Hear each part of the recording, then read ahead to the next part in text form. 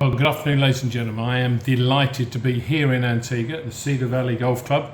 And right in front of me, I have the man. I have Sir Richie Richardson, Knight of the Realm, one of the all-time cricketing greats from here in the West Indies, a renowned musician, a new politician, an ICC big honcho, but he also is a golfer. And it's one of the things we want to talk about. But good afternoon, Richie. Good afternoon and welcome to beautiful Cedar Valley Golf Club. Happy to have you in Antigua and Barbuda. And as you have been saying, I've been dubbed the Renaissance man. So Richie, when did you start playing golf? Was it on tour somewhere when you were No, I long after I retired, I live here at Cedar Valley, not too far away. And I used to come here every morning for a run, exercise. And a lot of the players around used to say, "Come, when are you going to start playing golf?" I said, no, I'm too young to play golf. Golf is an old man's sport. It's too boring. There's no way I'm going to hit a ball 300 yards and then walk behind it. No. That's not for me. You know, and they keep pestering me. And then in 2007, I had an invitation from Cricket Australia, a cricket company in Australia, for us international cricketers to go and play beach cricket in Australia. Guys like yourself, Sir Viv, Gordon Greenidge, Ian Botham, all top international cricketers. And so I said, no problem. So they sent me a contract. And when I looked at the contract, I saw they had golf in there. The three venues we were going to play cricket, they had a golf day. So I sent it back to them. I said, look, absolutely not. I'm not signing this contract.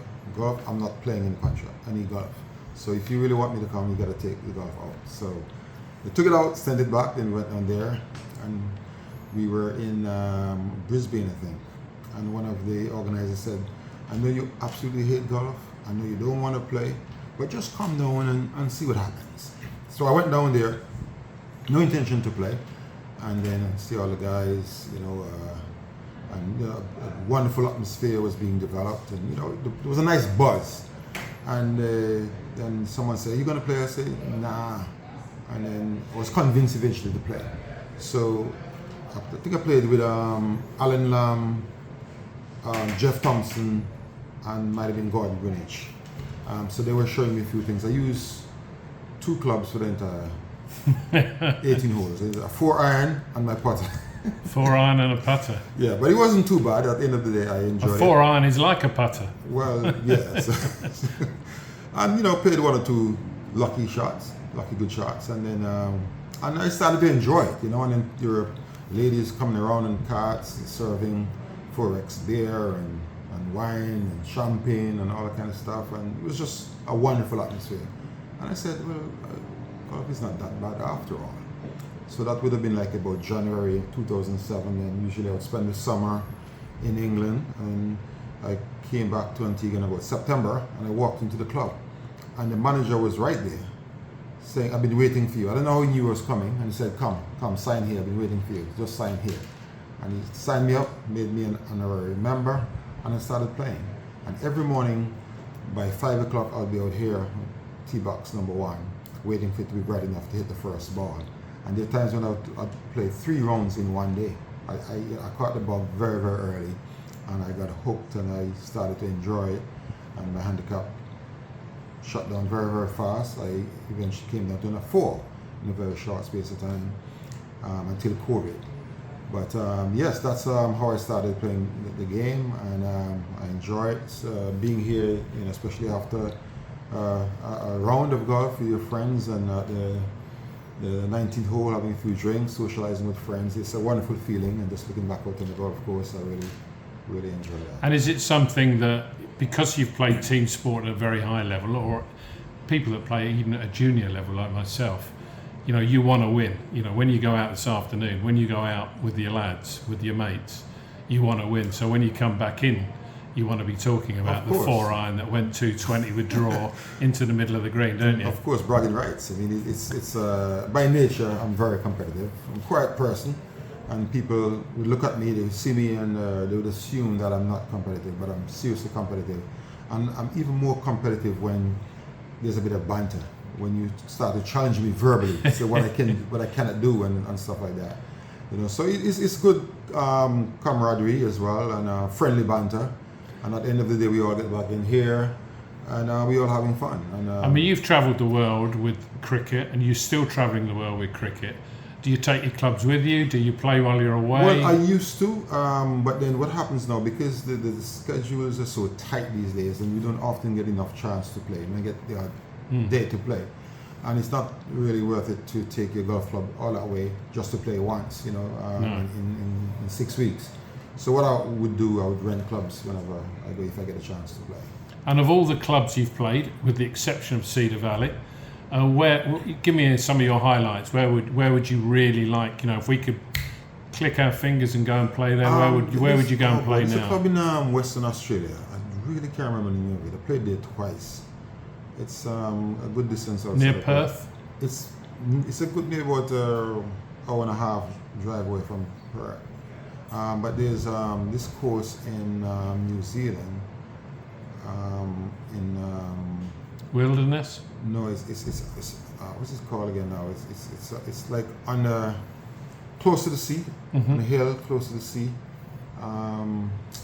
Oh boy, I just can't remember the name of it. But I played it a few times, and it's really, really exciting, really nice. It's very difficult because it's usually windy, and the course is just along the coastline, which is very, very beautiful, and very, very challenging. So. And have you played any of the? Oops, there goes my microphone.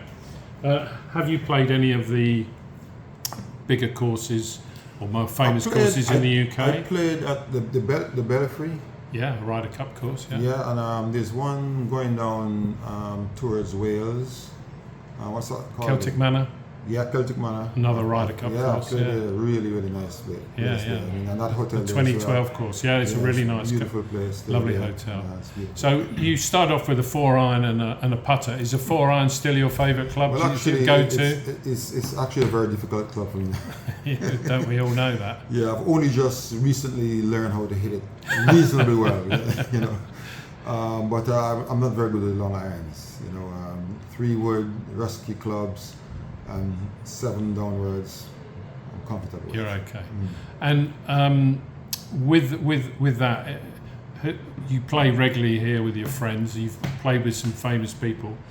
Who would be in your ideal 4-ball? I have to say Sir Viv, because he is the most competitive human being I've ever met, or ever played with, or played against, and he loves to win. So it's even better if you beat him. Well, if I do, yes, but it's hard. It's hard because he's so steady. You know. Yeah. You know, as a batsman, he was so robust and aggressive, and really swing the bat really hard. But then you see him play golf, you see a different person. Very graceful, takes his time, very slow, methodical. Precise, go through his usual stuff, and straight up and down. Yeah. Straight up and down. And if he's close to the green, his chip is going to be 2 foot. I've been lucky enough to play with him at the RAC club in Epsom, and I missed an 18-inch putt to beat him. Oh. I was gutted. He was laughing. So you now run a tournament here at Cedar Valley.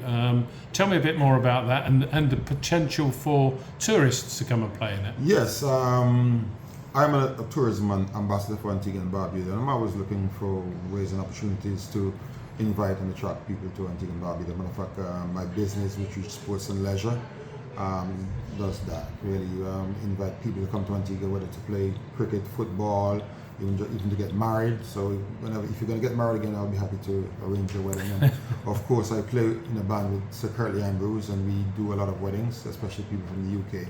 So it's something that I've always been doing, to invite people to come to the Caribbean, to come to Antigua and Barbuda, because I believe in sports tourism, and we love to host people here in Antigua. We love having people. So I saw an opportunity in golf after I started playing, and how much people love golf. So I decided I was going to have the first Sir Richie Richardson charity golf day, which we did in 2019 in January, and it was such a success that every year after that, people have been saying when it's going to be back. Of course, 2020 I had to cancel it because of COVID-19, and then since then, this year is going to be the first year that I'm bringing it back. and people are so excited about it. People coming from the islands in the Caribbean, St. Kitts, Nevis, Trinidad, Jamaica, people coming from the US and also from the UK as well. So it promises to be a very, very exciting tournament. It's going to be a 2-man scramble. And next Saturday, the 24th of May, 9 a.m. start. We're going to have breakfast, of course, and then we play 2-man scramble, and then we're going to have a silent online auction and a live auction as well afterwards. And trust me, there are going to be so many prizes, unbelievable. Also, we're going to have a brand new electric vehicle, Icon golf cart. That's going to be up for grabs for a hole-in-one on hole number 13. Excellent. So that's something to look forward to. I've never had a hole-in-one, so. No, me neither, and I've tried an awful lot of times.